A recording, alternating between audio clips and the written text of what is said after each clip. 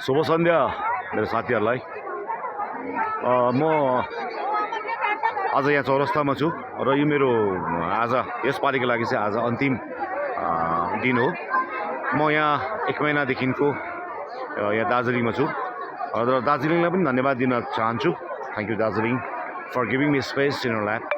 र मेरो काम सकियो यसपालिको लागि चाहिँ।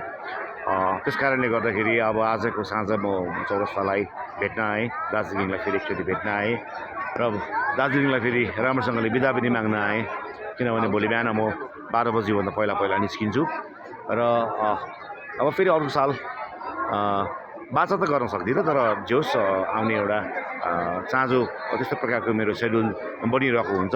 त्यसले गर्दाखेरि चाहिँ म आउँछु होला र यस भिडियो मार्फत म दार्जिलिङको टुरिज्मलाई धन्यवाद दिन चाहन्छु, जसले यत्रो मान्छेहरूलाई यहाँनिर दार्जिलिङमा हैन हाम्रो कल्चर, हाम्रो हेरिटेज, हाम्रो संस्कृति, हाम्रो हरेक चिजहरूसँग रूबरू सम्पर्क हुने एउटा मौका दिनुभएको छ।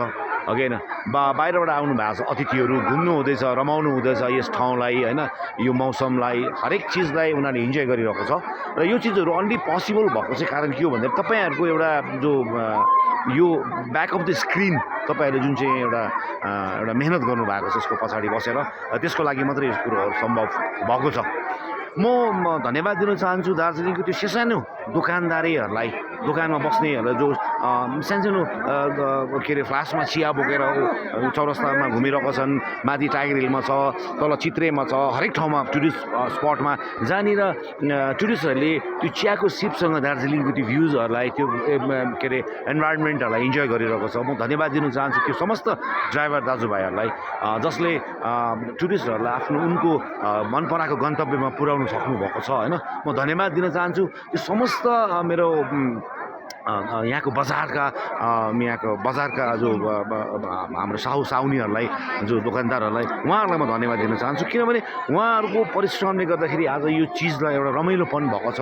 म धन्यवाद दिन चाहन्छु समस्त होटल यहाँनिर जति पनि बन्नु भएको छ, यहाँ होटलमा काम गर्ने दाजुभाइ दिदीबहिनीहरू हैन, जसले अब दिनरात खटेर यो चिजलाई दार्जिलिङमा एउटा टुरिस्ट हब को सही परिचयमा एउटा चाहिँ परिवर्तन गर्नु सक्नु भएको छ।